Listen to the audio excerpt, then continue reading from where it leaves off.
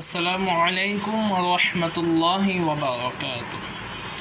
আজকের ভিডিওতে আমি সপ্তম শ্রেণীর তথ্য ও যোগাযোগ প্রযুক্তি বিষয়ের প্রথম অধ্যায়ের প্রথম অংশ নিয়ে আলোচনা করব। তো প্রথম অংশের নাম হচ্ছে ব্যক্তি জীবনে তথ্য ও যোগাযোগ প্রযুক্তি। তো তথ্য ও যোগাযোগ প্রযুক্তির নামটি থেকে আমরা বুঝতে পারি এই প্রযুক্তি দ্বারা তথ্য আদান প্রদান করা হয় এবং যোগাযোগ করা হয়। তো এই ব্যক্তি জীবনের তথ্য ও যোগাযোগ প্রযুক্তি কয়েকটি পর্যায় আছে, সেই পর্যায়গুলো নিয়ে এবং উপায় নিয়ে একটু আলোচনা করব। প্রথম হচ্ছে ব্যক্তিগত যোগাযোগ। ব্যক্তিগত যোগাযোগ বলতে বলছে একজন মানুষের সাথে আরেকজন মানুষের যোগাযোগের উপায়কে বোঝানো আছে।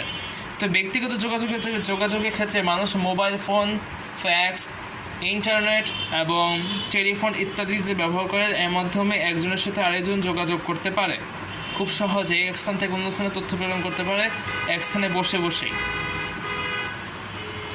এরপর হলো বিনোদন হচ্ছে এন্টারটেইনমেন্ট।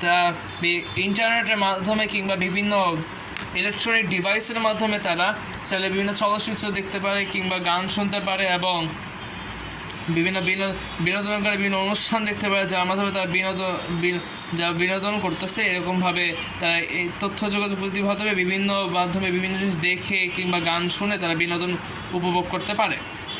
এরপর হলো জিপিএসের পুনরূপ আছে গ্লোবাল পজিশনিং সিস্টেম।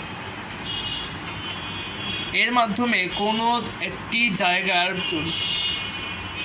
ডিরেকশন অথবা দিক নির্ণয় করে সেদিকে গন্তব্যস্থলে পৌঁছা যায়। এটা একটা ডিভাইসের মাধ্যমে তার স্থান জেনে তারপর এখানে জিপিএসের মাধ্যমে ওই স্থানটা নির্ধারণ করে পরে এখানে যাওয়া যায়। এর মাধ্যমে বর্তমানে আমরা অনেকেই অচেনা রাস্তা খুব সহজেই চিনে ফেলতে পারি এবং এতে আমাদের খুবই সহযোগিতা হয়, যা তথ্য যোগাযোগ প্রযুক্তি আমাদের খুবই সহজ করে দিয়েছে। এরপর হলো কম্পিউটারের মাধ্যমে আমরা বিভিন্ন ধরনের গান শুনতে পারি বা বিভিন্ন গেমস খেলতে পারি কিংবা চলচ্চিত্র ইত্যাদি মুভি ইত্যাদি দেখতে পারি এবং বিভিন্ন মানুষের সাথে কথাবার্তা বলতে পারি। এমনকি ইন্টারনেটের মাধ্যমে বিভিন্ন তথ্য জানতে পারি এবং বিভিন্ন ধরনের অজানা বিষয়কে জানতে পারি কিংবা কোনো কিছু বুঝতে কষ্ট হলে তা আমরা ইন্টারনেট থেকে খুব সহজেই বের করে তার সম্পর্কে জ্ঞান লাভ করতে পারি। এই কাজগুলো তথ্য যোগাযোগ প্রযুক্তি আমাদের জন্য একেবারে সহজ করে দিয়েছে, যা কয়েক দশক আগে যেগুলো খুব কঠিন ছিল আমাদের জন্য। এরপর হলো ইবুকের পুনরূপ হচ্ছে ইলেকট্রনিক বুক মুদ্রিত বইয়ের আধুনিক রূপ। এতে আমরা বিভিন্নভাবে মানুষ আগে বই পড়ার জন্য বই কিনতে হতো, কিন্তু এখানে বই কিনা লাগে না। বর্তমানে এই মোবাইল ডিভাইসের মাধ্যমে বিভিন্ন বই ডাউনলোড করে খুব একদম ফ্রিতে পড়া যায়, খুব সহজেই তা পড়তে পারে এবং বিভিন্ন বই ডাউনলোড করে রেখে দিতে পারে এবং বিভিন্ন বই আবার ডাউনলোড করে পড়তে পারে, যা একেবারে ফ্রিতে পাওয়া যায় এবং তার এতে মানুষের অনেক সহযোগিতা হয়েছে। এতে মানুষ বিভিন্ন ধরনের জ্ঞান অর্জন করতে আরও উৎসাহিত হয়েছে এবং তারা বিভিন্ন বই পড়তে পছন্দ শুরু করেছে এবং তা মানুষের একদম হাতে মুঠে এসে পড়েছে বই পড়া বিষয়টি। এরপর হলো উইকিপিডিয়ার মাধ্যমে কোনো ব্যক্তি তার অজানা বিষয়কে জানার জন্য বিভিন্ন ধরনের সার্চ ইঞ্জিনের মধ্যে উইকিপিডিয়া একটি সার্চ ইঞ্জিন, যার মাধ্যমে সার্চ করে বিভিন্ন অজানা জিনিসকে জানতে পারে এবং তারা যে বিষয়টা বুঝতে কষ্ট হচ্ছে তা উইকিপিডিয়ার মাধ্যমে সে তার বের করে তার বিষয়টি খুব সহজে বুঝে নিতে পারবে। এভাবে আমাদের তথ্য যোগাযোগ প্রযুক্তি ব্যক্তি জীবনে খুব সহজেই প্রভাব ফেলছে। এরপর হলো চিকিৎসা কেন্দ্র। কোনো ব্যক্তি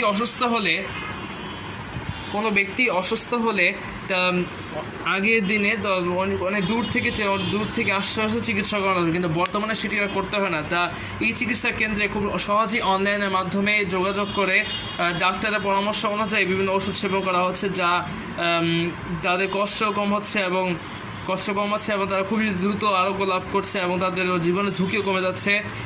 বর্তমানে এই চিকিৎসা কেন্দ্রের মাধ্যমে ICT আমাদের জীবনের ক্ষেত্রে অনেক বড় প্রভাব ফেলেছে, যা আমাদের খুবই উপকার করছে। এবং এই চিকিৎসা কেন্দ্রের মাধ্যমে তারা ডাক্তারের পরামর্শ নিয়ে এবং রোগীরা খুব দ্রুতই আরোগ্য লাভ করতে শুরু করেছে। তো এই ছিল আজকে সংক্ষিপ্ত বিষয় আলোচনা। যদি ভিডিওটি ভালো লেগে থাকে অবশ্যই লাইক দিবেন, শেয়ার করবেন এবং আমাদের চ্যানেলে সাবস্ক্রাইব করবেন।